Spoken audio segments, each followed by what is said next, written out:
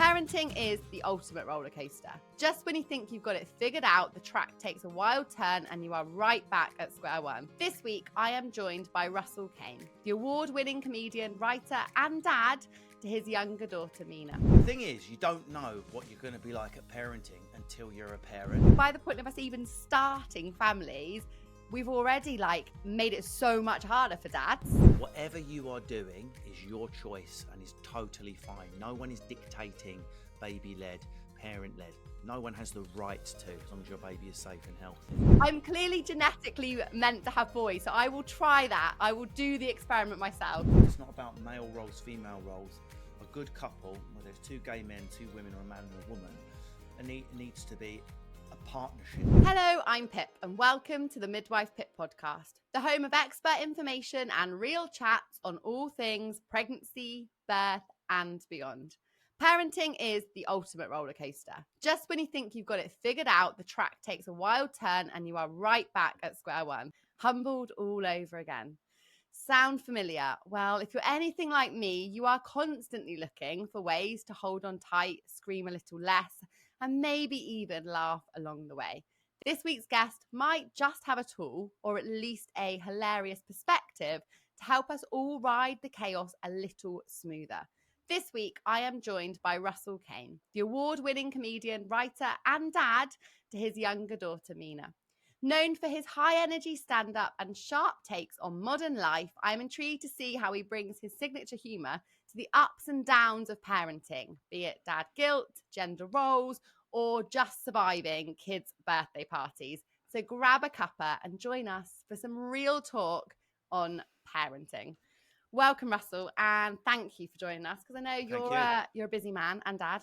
Yeah, and not normal. We're recording this in August. Normally dead for all comedians. You'll be doing festivals or you'll be going up to Edinburgh, but you're not normally recording stuff. So I don't know if Edinburgh's less popular and all the producers have stayed down south, but my God, it's a little bit tricky at the moment.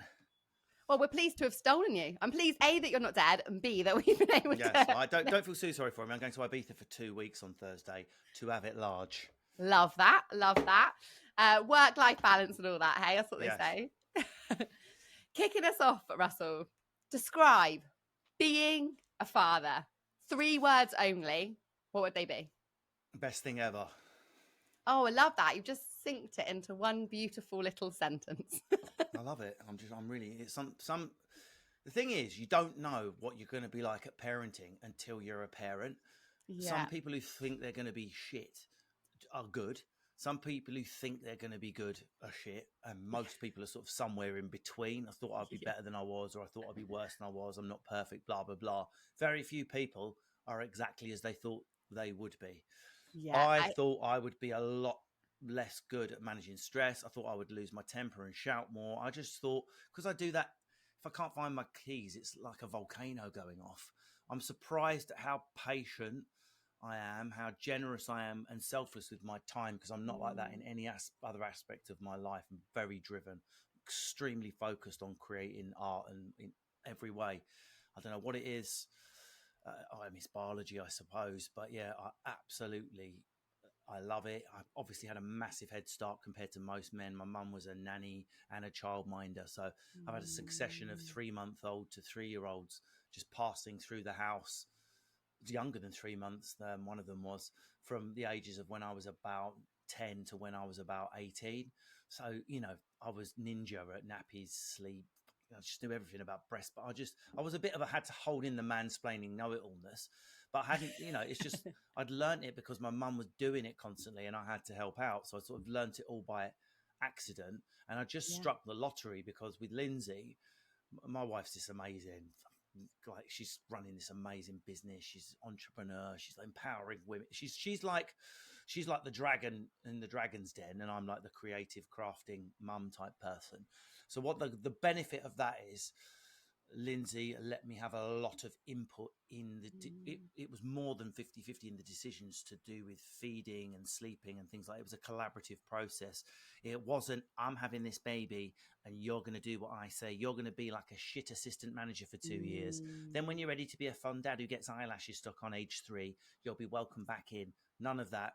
We were from before the Marvelon pill packet went in the bin. We were a partnership. Yes, okay, I can't grow a baby and I can't feed it, but we live in a world where women are telling men they want to be equal. Couldn't agree more. Men are also equal when it comes to rearing, caring, and nurturing. We aspire to that equality too, which we don't yet have. I would love to talk to you about that. But I'm a woman that gives me that, so I was involved.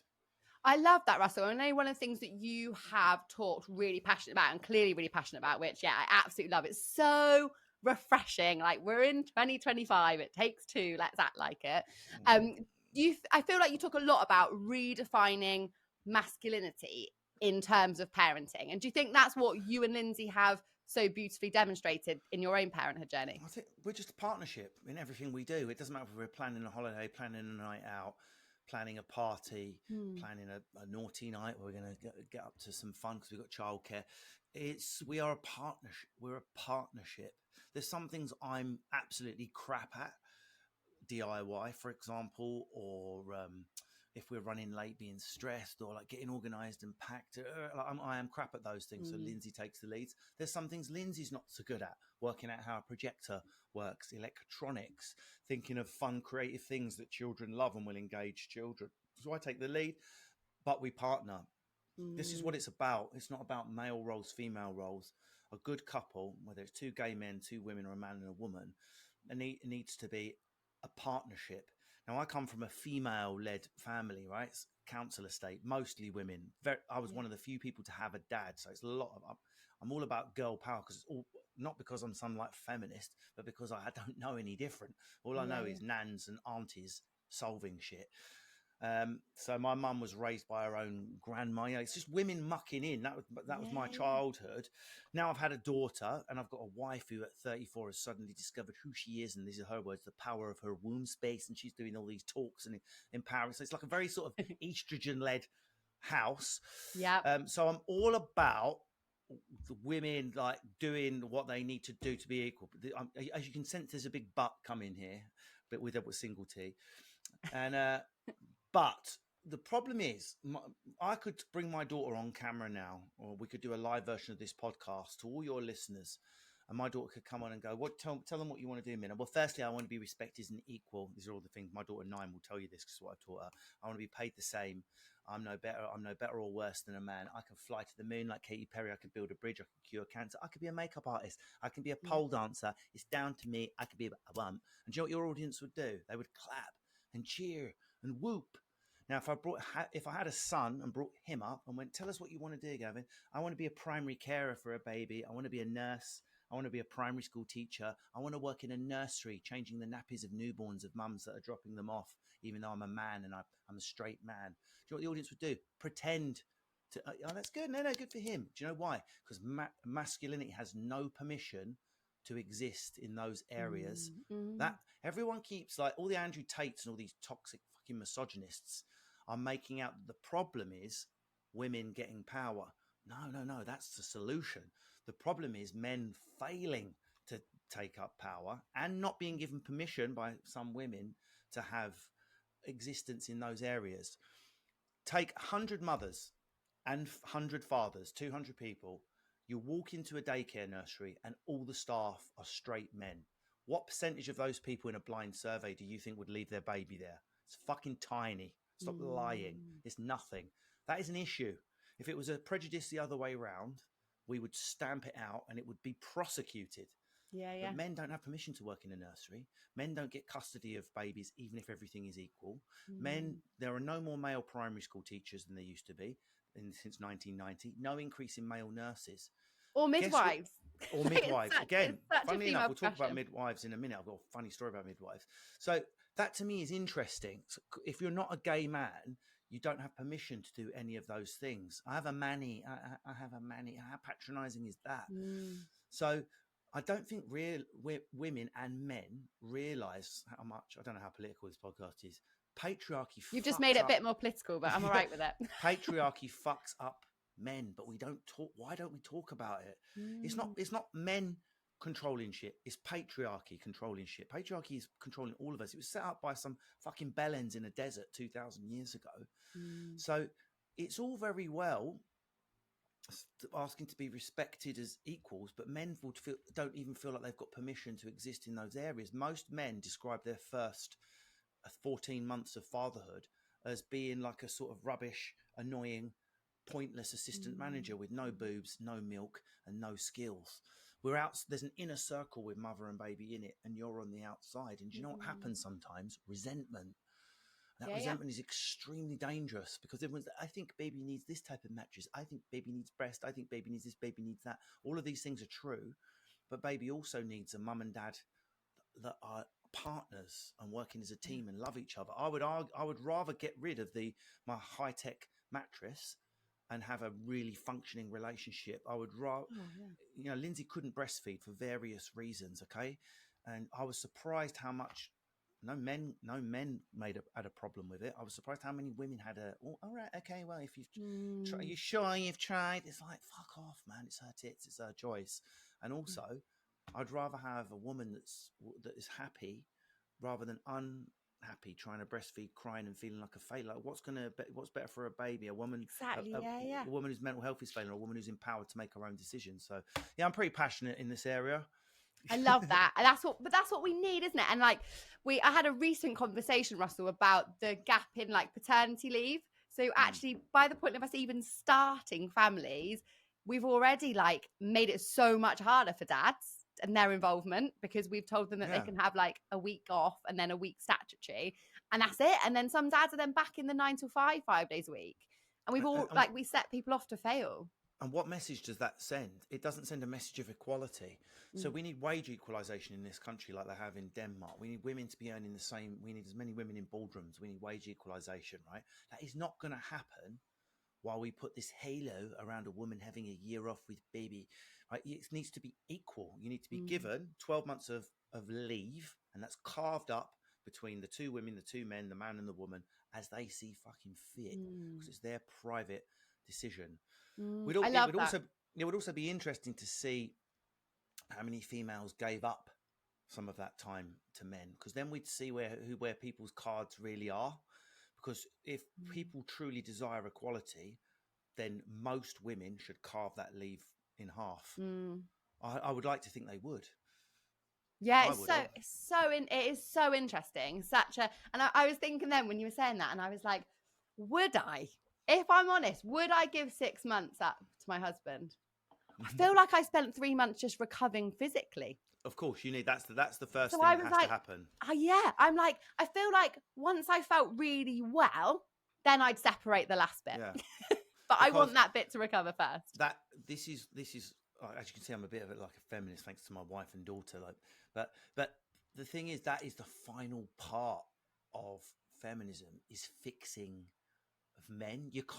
We can't get there while men are turning into sort of Andrew Tate incel fuck ups. You know, we need to get rid of that toxicity out of masculinity, and that's part of the solution.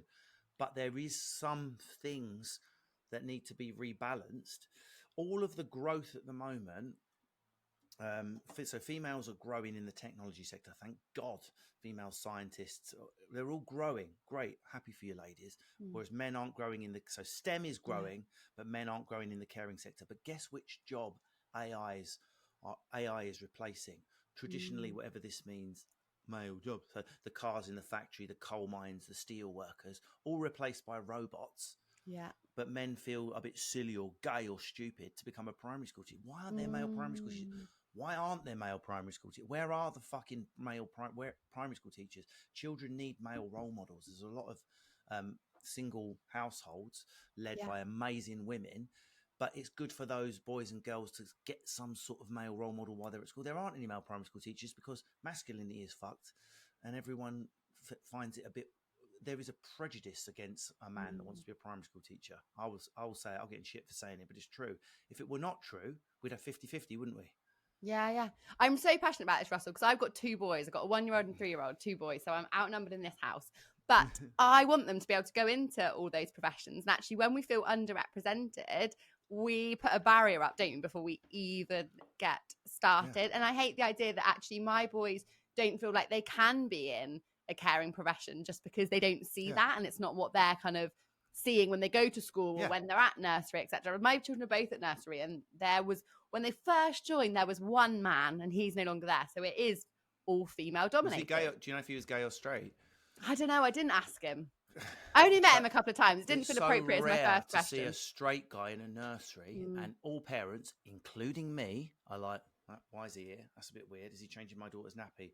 Sorry, no. I mean, that's a fucking issue, man. I'm one of the most liberated left-wing guys you will meet, and I put my baby to my chest a little bit when there was a man working in our local nursery, and I was like, why is he here? Wow. We just see a fucking sex offender. That doesn't happen in other countries. It's it's America and England where we've been fed men are sex offenders over and over again, so we all believe it, including men. So we've got this issue here around parenthood and birth and babies where we're sort of still stuck. We've made massive progress. We're sort of stuck at the final stage. There is a physical aspect which cannot be avoided. Women need to recover, but we all know, I think even those days are numbered. The way the technology is going and hormones, it's just a matter of fucking time till they make a synthetic womb and a man grows a baby. It is probably a matter of decades. So that those days are numbered. So we need to sort out the psychological part of men's brains. Or if Andrew Tate just goes in there like a poison ivy, and you get Lamborghinis and bitches and all that, because what men are doing is they're clawing back aspects of masculinity in an emergency. They're in the spare room looking at fucking horrible misogynistic porn so they can feel a bit sexually powerful. Like some of this I get great comedy out of, believe it or not. And I always get in trouble when I do podcasts like these, because obviously your listenership's going to be female, and now I'm mansplaining, but I've been invited on to give my opinion, so I'm going to fucking give it. And I don't have an opinion about what the right thing to do is when a couple have a baby. Like, you can be bed sharers, you can be Germanic and put it in the loft on night one. I couldn't give a shite as long as you're doing it safely. My tip to couples is agree before the baby's born. Doesn't matter what you're doing, forest bed sharing or Germanic sleep routine, Nazi, doesn't matter as long as it's safe, the baby's well, and you both agree. Every issue in every couple I know with children is because one was on one page and one was on the other. Sometimes it's the man who's the big baby in the bed, and the woman's like, "What happened to our relationship?" I was a bit like that. I was like hypnotized by my daughter, and it caused an issue. You know, Lindsay's like, I'm your primary female. Hello. You know, so it can happen the other way around. But I hear a lot of my male friends, I'm just being real with you ladies, a lot of my male friends going, oh, you got to understand, you know, it's the baby, I've got to do what's right. They're off into the spare room, baby's in the bed, bang. Some of these babies are now 10 still. I know couples where the son is in bed with the mum and the daughter's in bed with the dad. Okay, that's great for the children and their psychological development and skin to skin. But will the marriage last? Is there secret resentments going on? Is your sex life active? How is your intimacy? Are you getting couple time? You know, these children are growing into adults, not into giant babies. You've got to keep your connection there as well. That your child, Minna, our daughter, rhymes with dinner. Minna I want her to model her relationships on what she sees, which is me and Lindsay affectionate, kissing, making time for each other, doing play-based, child-led activities with her, but valuing and cherishing each other. Otherwise, she'll grow up into a woman that thinks as soon as the kid's born, we live in different rooms and we don't have any intimacy. Then we divorce when the child's 10. So, and like divorce rates are massive amongst parents, and it, like you say, it's no surprise. Like overnight, your roles and responsibilities change so enormously, but having that open, honest communication and conversations are so important. There's a lot, I mean, in midwifery and all of that, there's a lot of debate about what's best, you know, routine, baby-led, how much damage should you wait for the colostrum to finish and then go to formula? Or is your child going to be a serial killer if you don't breastfeed it till it's 12? I'm sure all of those things are important, and I'm sure there's some data that is a little bit relevant, but most of us turn out okay. As my friend Ramesh Ranganathan says, I've never seen an 18-year-old shit himself at the table because he wasn't potty trained, okay? We all sort of get there in the end. I think we obsess over the wrong things when babies are born, mechanical details that will probably work themselves, and we don't obsess over the important things: intimacy, emotional regulation, maternal mental health. Is your wife okay? Has she got postnatal depression? Is it manifesting itself in a way you don't understand? It's also not understood. I'm going to really get myself in hot water here, but the science is there. Go on ChatGPT 5 and ask it. We don't know why, but when a baby is born, a man's testosterone dips, not a little bit, dramatically. Check out the data. It's fascinating. It doesn't have to be the father. So any adult children in the house, any brothers, any uncles, everyone's testosterone who's living in the same house as a nursing, screaming baby, their testosterone dramatically dips, but a father's drops off a cliff. That's why men put on weight, dad bod and all that, because their testosterone. Oh, my husband is going to love this validation, Russell. He's going to be, that is why the belly came. Now they think it might be because back in the day when our species was evolving, watch Human on BBC, the couples that made it were the women that had babies with men who became less aggressive once the baby was born. So before we had any emotional literacy, if you went with Gary the caveman who lost his temper and smashed the baby's head on the rock, you're going to be less successful as if you go with Dave the caveman, who was like, I've had a bad day, but I'm not going to hurt the infant because that's why we're here. So he's gone on to have more offspring and Gary's DNA has died out.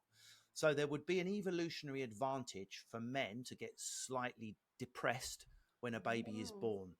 Now, men will not tell you this, Pip, because we're so fucking ashamed. We're ashamed that we have any needs at all when a baby is born. Okay, I was ashamed, so I hid it. I pushed it down because I knew everyone would slag me off and mock me. How am I going to go into my wife in hospital and go, "Oh, it's really weird, Linz. I went home last night, had a nice dinner with my unaffected body, and I was crying, and and she's like, really? I've just been sewn up from the anus to the vagina. Do you want to fuck off? Like, we can't. We've got no permission to speak, but you should want us to speak because no one is trying to compare what happens to us is what happens to you. Yeah. No one. Yeah. Like, no, we're not trying to say it's equal. I'm just trying to voice. There'll be so many men listening to this go, yes, in a quiet fist bump, including your husband. Something happens to us as well during pregnancy. Something physical happens to us. It affects our emotions. It affects our psychology. It makes some men run away. It makes some men cheat. It makes some men put on weight. And a lot of it is because we don't feel like we can say it because we're going to get shouted at for being mansplaining male twats that can't even grow a baby. So that's. Do you feel like it's that like you said, that resentment or that competition in terms of like, well, you can't feel that way because I feel worse. You put this clip out and have a look at the comments. Yeah, okay, we'll do it. Put this clip out and look at the comments. Shut the fuck up. I had a I had an ectopic pregnancy. My womb. I've had to have a hysterectomy. All of that, as though I'm devaluing gynecological and maternal health. Like, it's men. Women keep saying to men, why are men killing themselves 7 times more than women? Why don't you explain your feelings? It's because a lot of the time we don't feel it's safe to share our feelings. We feel like we've let you down if we share our feelings, because how can I be struggling at the moment when you've grown a baby and you've been ripped open by this baby and all I had to do was 3 pumps and a squirt and visit you at night? Fuck you, Gary. How dare you? That sort of thing. But there is science there about when men's testosterone dips, it's really dangerous. It's very dangerous for mood, and men are extremely suicidal at the moment. There's lots of things driving it. So I would just say it's not a competition. Even if what we're going through is 10% or 5% of what you're going through, don't you want to hear about our 5%?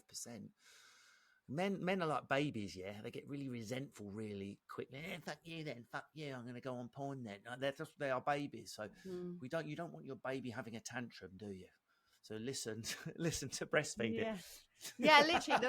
I love that though. Actually, validating that 5%, because if we do end up in that place where then both parents are compromised, that's not great for anybody.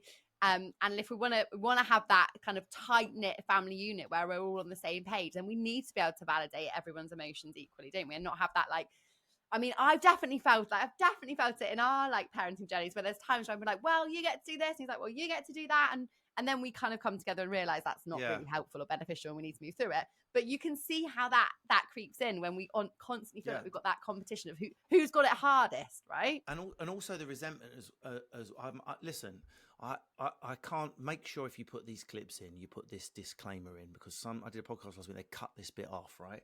Whatever you are doing is your choice and is totally fine. No one is dictating baby-led, parent-led. No one has the right to, as long as your baby is safe and healthy.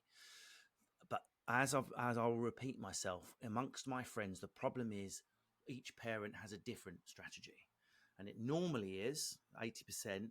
Mummy wants baby in the bed, quite rightly. Why wouldn't you? And the baby's the most amazing thing, and skin to skin contact. I love it, right? Why wouldn't you want that?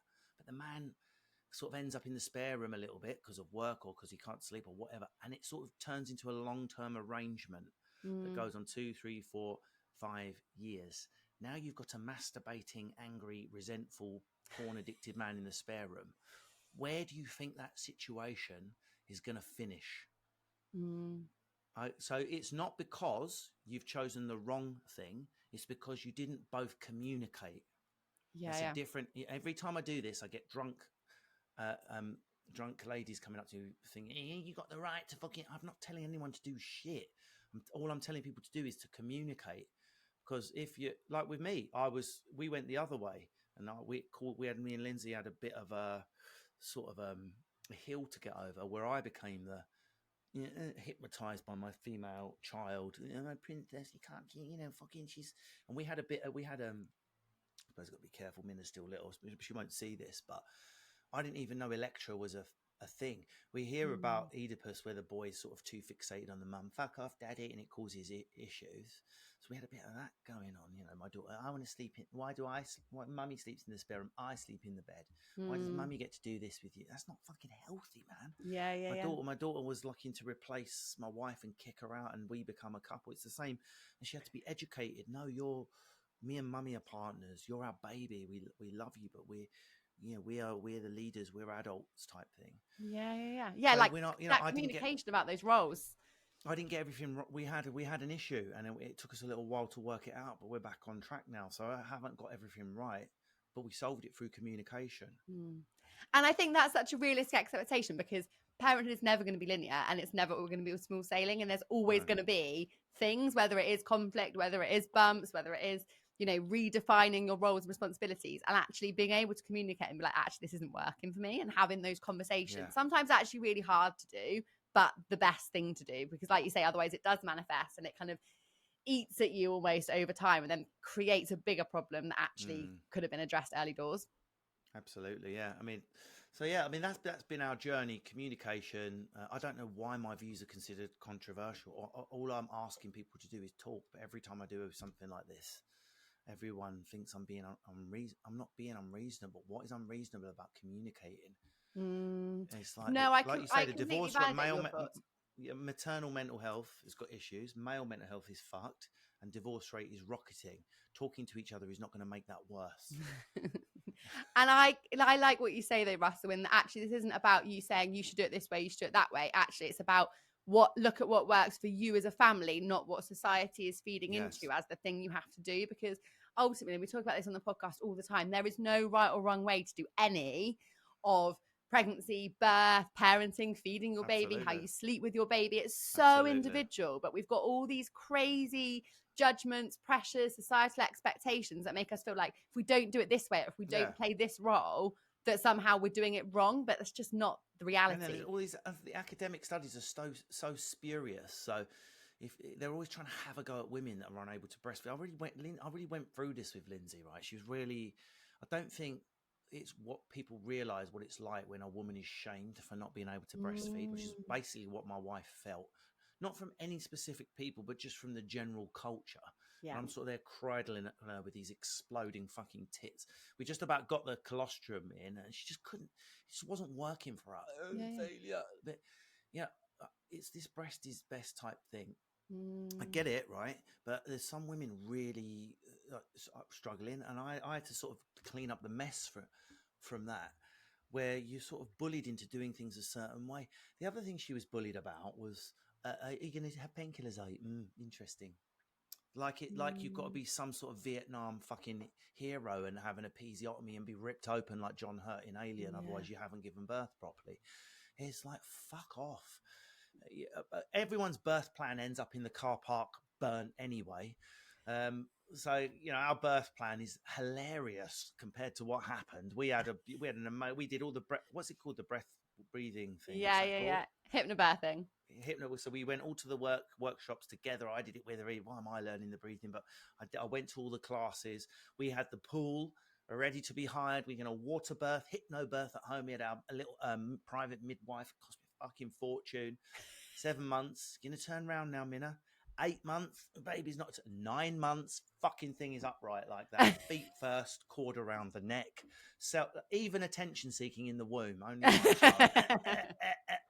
So we, that was our birth plan, burnt in a bin. They wouldn't even let Lindsay attempt to give birth. It was too dangerous. So we had to have a scheduled C-section. Again, this is the comments she got. Oh, you're so lucky you don't have to give birth for real. I mean, how do you think that's going to make a woman feel when she's about to be sliced open at the fucking abdomen, some organs moved to the side, a baby ripped out, and all of the hormonal consequences and emotional difficulties of being a new mother? And you're like trying to make her feel like she's less of a woman because she had a C-section. Again, fuck off, right? Yeah. It's so like lift each other up, don't judge each other, and support each other. We all have birth plans, but I'm sure you will know, Pip, how many birth plans come true?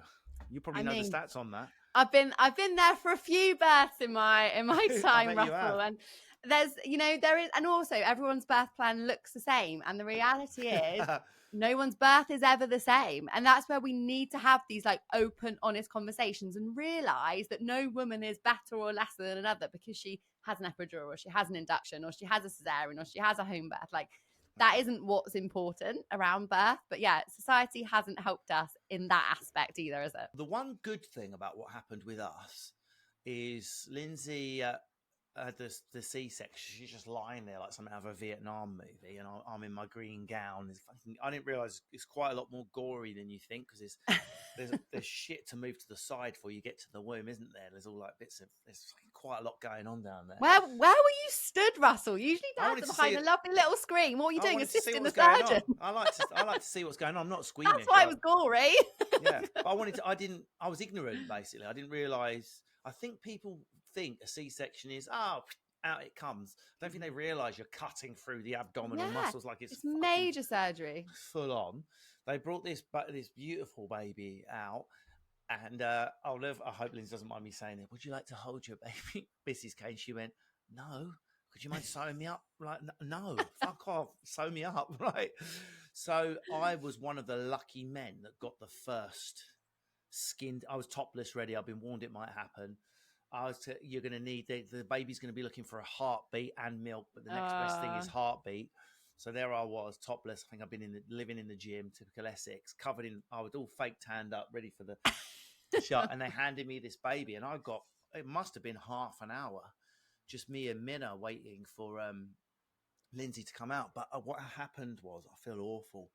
I got faked, like all the fake tan went on because the babies are quite like fluidy, aren't they? They're quite messy, and there was some alcohol shit, or they cleaned it up with something. So when it looked like she had jaundice.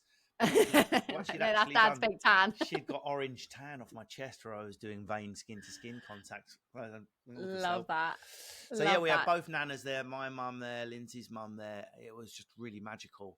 And then Lindsay came down, and we did the first breastfeeding thing, and she didn't. I don't think she was able to do a nappy for 7 days. So I was solo for 7 days, and as you can, I just loved it. As you can tell, you're really resentful for that 7 days. I loved it. It was really, really good bonding, and I felt it was a privilege and an honour to fill in. It was interesting. Our actual obstetrician was fantastic, and she sort of really empowered and backed us up. But I don't know if it was a midwife or a head nurse that was on the ward. I was waiting for the baby to be brought out to me, and Lindsay was being stitched up. I was sat there with my gown on, ready to read, and I was reading some book. I don't know what I was reading, something about baby psychology or fucking a breast pump review in which magazine. I mean, I'm really upset. And she went, this. I don't know if she was a midwife. She went, put that down. And I went, what do you mean? She went, do not read a thing. baby will lead you. And I thought, everything that I'm proud of or achieved in my life, I've prepared for with maximum respect for the size of the project. The only thing I've ever done where there's a school of people that judged me for preparing is become a father. It blows my mind that people can have an issue with that. Interesting. Because it should be so purely baby led, we should know nothing and just follow baby's noises. Now that might work for some people, but I don't think the NHS should have been pushing that on me. This episode is sponsored by BioGaia, designed to support tiny digestive systems and bring comfort when it's needed the most. Just a few drops a day can help maintain balance in your baby's gut, supporting everything from uncomfortable symptoms to overall well-being. Trusted by parents worldwide, BioGaia probiotics are gentle, safe, and backed by science, giving you peace of mind and hopefully a little more rest too. You can find BioGaia baby probiotics at biogaia.co.uk, because when your baby feels better, the whole family does too. Oh, totally agree. Like there's an enormous thing. And then dads can end up feeling, and this obviously isn't you, Russell, because you were very much like, throw it all at me and I want to get involved. But then dads can feel on the sidelines almost because they feel like, well, what's the point in preparing? There's nothing to prepare for. Exactly. And actually they've got an enormous role if they actually know what to do and have that confidence and support to do it. Yeah. And in fact, this is a good tip for any ladies listening. If you're like, well, me and my husband are like that. We do want to be a bit more traditional. I do want the baby in the bed. I do want to be baby led. So how do I deal with a man being resentful? Let me give you some tips. Most men used to collect rubbers and matchboxes and football stickers when they were little. So we're all slightly on the spectrum with men. Give him research breast pumps. I want to know which one has got the best pumping rate. I want to know what the reviews of types of nappy. Can you have a look at the technology? And I'm telling you, we love shit like that. We'll be on the internet. My breast pump research was off the hook. Like 10 candidates. I ordered 2. We had sampled them, sent them back. Then when Lindsay couldn't breastfeed, we had, like it's like an espresso machine that can make a bottle in the middle of the night. So unleash your men or your more technological minded partner, if you're an all-female partnership or an all-male partnership, and give them nerdy research-based jobs to do. You still get to be the primary carer in the inner circle, and he'll be happy because he feels like he's contributing. There we are. That's a hack. I love that. And like you said, it depends. That's where that communication and actually what personalities work best is so important. My husband was very much with our first, we never co-slept. With our second, he was quite poorly when he was little and we didn't want to let him out of sight. So we co-slept with him and I was breastfeeding. So I'm the like doer. He's very happy to sit there and just chill and cuddle. And I like that for a little bit, but then I'm a bit like, I get twitchy feet and I need to be busy. Yeah. So I would feed our second and then he would be the one that co-slept with him. And that just worked so well. Okay. And it is just finding out what works for your family, isn't it? Partnership. And also everyone's like, well, what can a man do? A man can't breastfeed. Because we did breastfeed for maybe like 2.5 weeks, maybe 3 weeks. And they are the most intense 3 weeks anyway, those first 3 weeks. Like no one does any system. No one does fuck all till the baby regains its birth weight. So that's 8 days of, like in Interstellar when Matthew McConaughey's falling into the black hole. That's what those 8 days are like. If you can do it, express milk, because I can't do the night feed. I'm a man. There you go, dickhead.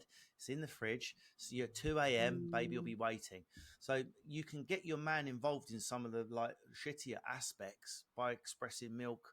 And then I hit that 2 a.m. feed every night, no problem. Even when Lindsay was breastfeeding, obviously with formula it was a lot easier. And I really was involved, and she needed her bloody rest because her body took months to recover, months and months. Yeah, it's so true. It's not a case of if you breastfeed, then that's it. We breastfed both ours for quite a while, and there was still plenty that my husband did. He would not have got off the hook of not being able to. It's just that line of communication, knowing that you don't have to do it like Aunt Jude down the road, but actually figure out what works for you guys as a family and get rid of the judgment. There's so much judgment. And this is one of my wife's favourite hacks, is from tomorrow, if you're watching this, you're a couple, from tomorrow, no longer slag off your other half with your friends. Ever. You should never, ever be doing that. That's, I find it really obviously. No, we're not talking about jokey stuff like when I do on stage, or like jokey bit of banter about your partner. We're talking properly getting it. Oh, he's useless. Fucking, he's not done this. I mean, what the fuck are you doing, man? This is the mother of your child, the father of your child. That is That is a sign that there's communication missing from your relationship. And when a baby comes along and all the hormones are changing, as I've demonstrated in men and women, that is something that will really cause an issue for your little family of three. So yeah, don't be slagging off each other. Communicate with each other about any issues you have. Let's just be kind. Why can't we just be nice people in the world? We'll just be nice people. It'll be easier. We just get tired, and it's easier, isn't it, to moan than solve. True. Moan about it rather than do something about it. But as I said, I've loved every minute. I became pre-trained, like doing it. I could nappy, all that stuff. None of it was intimidating to me because I did so much of it when I was little because of what my mum did for a living. Me and Lindsay, we didn't just start communicating when she was pregnant. We started communicating when she was still on the pill. I said to her, I'll never forget, we were in our pool on holiday. She's kissing me like she was try for a baby and all that. I went, yeah, once we've both agreed about sleep. I don't care what we agree. I don't care what we agree. Yeah. As long as we agree about sleep. What's your view? You speak first. You're the woman. You're the mum. You tell me what you would desire, and then I'll give my desires, and we'll try and match them in the middle. Yeah. Because you're right, we are all the worst version of ourselves when we are sleep deprived, and part of that comes with having a baby. But actually, navigating being on the same page can solve a lot of 3 a.m. arguments and resentment. If we were going into a battle, which let's face it, it's only a month where it's like full hell. I think if you know what you're doing, it doesn't need to go past 6 weeks of hell. But those first 6 weeks are pretty bad.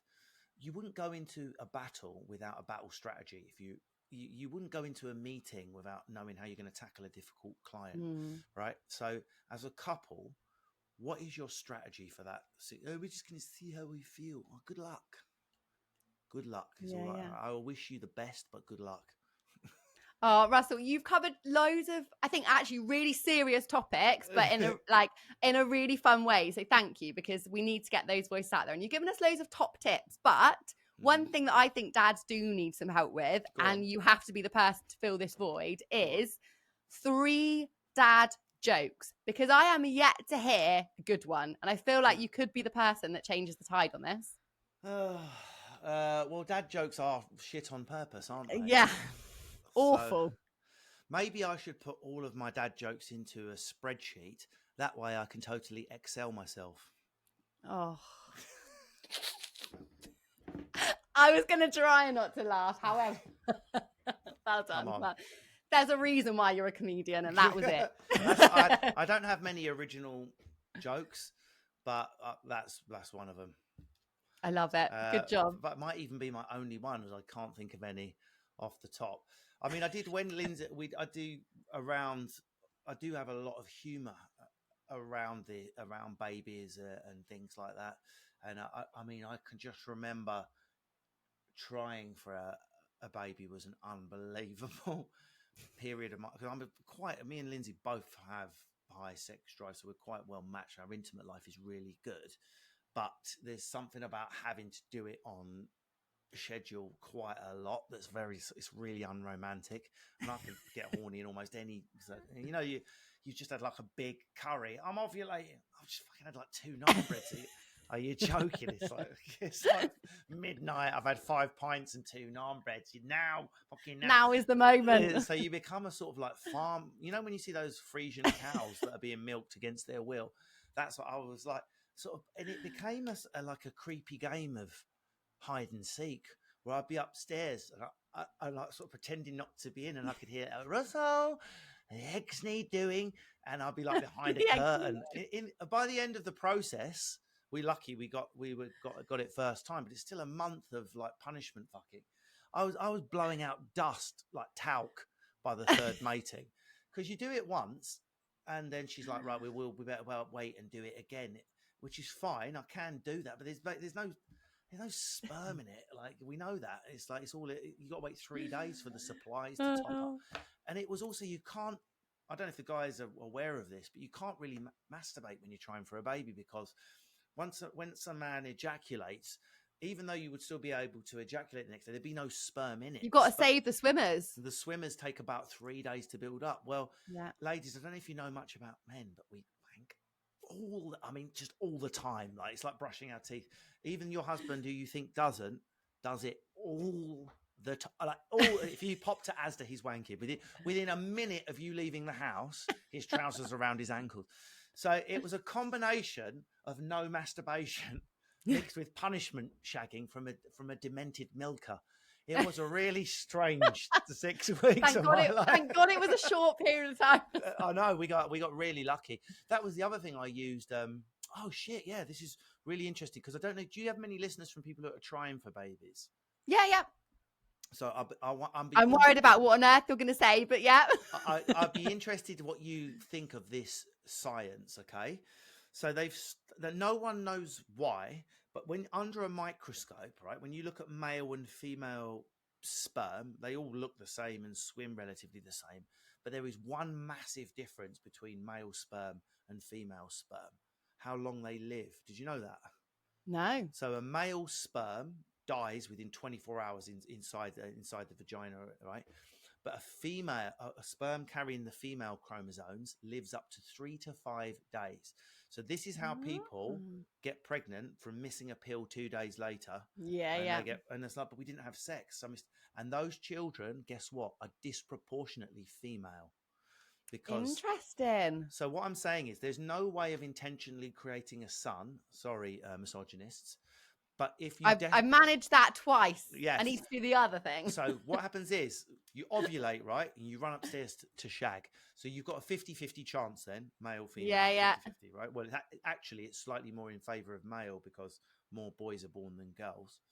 We think it's because male babies are weaker, so nature delivers more males. Anyway, so you're probably like 52-48 male every time you go.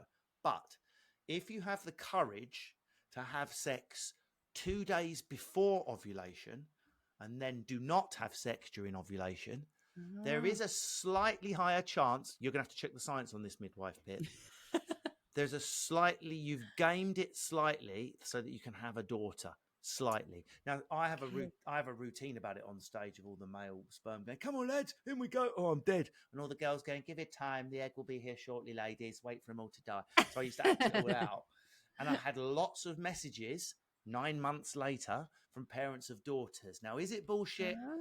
I don't know. But the science that is true is that male sperm dies within 24 hours and the female sperm lives. So there's theory that makes it feel like it makes sense, right? My brand new book, Midwife Pip's Guide to a Positive Birth, is now available. So much more than a book, this is a guide that allows me to hold your hand through your birth preparation journey. With over a decade of experience and knowledge packed in to ensure you really are empowered in the way you deserve to achieve a positive birth, regardless of the twists and turns that crop up. Make sure that you get your hands on Midwife Pip's Guide to a Positive Birth book now and are empowered to have the birth experience that you deserve. So if you're trying to have I'll keep you posted. So you want to shag one day, but it's quite hard to time it. But that's what we did. No pressure. We were in India on having like a baby making holiday in Kerala. In fact, that was nearly our daughter's name. And we knew from as you can imagine, I led the science. I was testing wee and charts, and Lindsay's like a man watching the football. So I'm measuring wee. I've got all my charts on the wall. I knew, and I was like, right, you're going to ovulate in 24 hours. So we fucking had like a porn show for 24 hours. She's then did nothing. She started ovulating, but then your willpower gives out. You're like, let's just smash one safety one in while you're ovulating. Yeah. But I think the reason we got a daughter is the female sperm was waiting when the egg, the luteinized. I think they were waiting from 2 days before, and Minna was created. And Lindsay swears that she felt the implantation. That's what she said. Yeah, no, I felt implantation twice. Right, I'm with her. She said that implantation. We were in India. I was like, I'm pregnant. and I was like, if that really is implantation today, Lindsay, there's no way it can be from the sex we just had. It has to be from implantation isn't instant, it's 48 hours I later. totally backed Lindsay up there. I remember feeling like, oh, that was really painful. And then it's like gone. And I was like, we just made a baby. So I went, if that is the implantation, science suggests it has to be a girl, or more is very, very likely to be a girl. And lo and behold, so anyone trying for a girl, do your own research. I'm just a comedian with a degree in English. Listen to Midwife Pip. She'll put some more science, I'm sure, in the There text. was no science in Russell's recommendation. And boys are great too, FYI. Boys are great, but you know when you've got like 5 sons and you're trying to have a girl, and that's going to be me. Yeah. So once I've got my rugby team, I'll be. surely it makes sense. Surely, but you know. I mean, yeah. I made a great stand-up try routine. it. I'm clearly genetically meant to have boys, so I will try that. I will do the experiment myself and let you know whether what happens. I create a female child intentionally giving science to a midwife, that would be one of my greatest mansplaining unqualified achievements ever. So yeah, I love that. Weirdly, when I was 18, I just split up with a girl. And I wanted to train, and I actually got the forms to start training to be a midwife and filled them out. Way. I swear I actually did that, and I just didn't pursue it. My life changed, and it went in another direction. So I've always had a thing about babies from my mum, who still is like that. Yeah, so I nearly was one of those really rare. I nearly male midwives. I nearly did my RGN, and I was going to do all of that. Yeah, it's just I don't know why I didn't do it. I think I just tracked off in another direction. I've always I was meant to be a vet. Life has its funny ways. But I love biology. I find as you can tell, the human body fascinating, and for the female body and the miracle of how a child is created. I mean, I don't know if you're like me, right? When I go on stage, I've been doing comedy 20 years. Every night, the magic and the miracle of humour making people laugh is as strong as when I did my first gig. Is it the same for you with babies phenomenal. Growing and birth? Phenomenal. I still even when I just see a pregnant woman, I'm talking to pregnant women, I'm like, it's still just in my mind. I've been a midwife like 14ish years. In my mind, I'm like, this is still just phenomenal. And like when I'm in birth, I'm like, I still just blows my mind that a baby has grown in there and it's going to come out of there. Like just phenomenal. Yeah. Great. Just incredible. It's just something. It's to find something like that in your life. You never go to work, I don't think. No, yeah. I don't go to work, even though I work my tits off. I don't, because I love what I do, and so midwifery, shout out, because it's such an interesting and amazing thing. I nearly did it. How many straight male midwives do you meet? Yeah. You could have been the one, but you've done all right anyway. You've done all right for yourself. Do you know any? I worked with one years and years and years and years ago, but that's it. I can understand, I suppose, more in your profession. I can understand it a bit more. But there's loads of male gynecologists. True. Loads of male GPs. True. Do you see what I'm saying? We're right back. No. Do you I'm with think you. That's an issue? It says something about the problem. You've got little boys, right? So this is an issue for you, man. That we live in a world where there are no male midwives. What does that mean? I know. Yeah, I know. It's such a shame. And it's a sign. I don't know. My boys can decide to be midwives if they want. I can give them a really good, realistic understanding of what it's all about. Would they be mid-husbands or mid-days or something? No, still midwives, because midwife means with women. Ah, right. So it's about the person who's doing it. Mind you, even that, I'll tell you. I was going to say, I'm just again in a decade. We'll be growing them in an Ocado bag in the basement. Trust me. I know.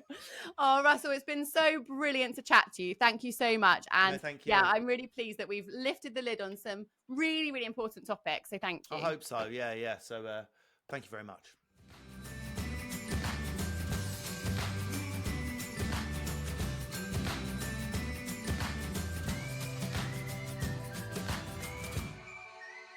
If you have listened to this birth story, enjoyed it, and feel that you are ready to really embrace and dedicate yourself to having the most informed, supported, and empowered journey, and want to see if we may be able to support you in YPJ, your pregnancy and postnatal journey, please drop me a Instagram DM at midwife_pip, or get in touch on my email, pip@midwifepip.com, and let's chat through things and see if we might be a good match for each other.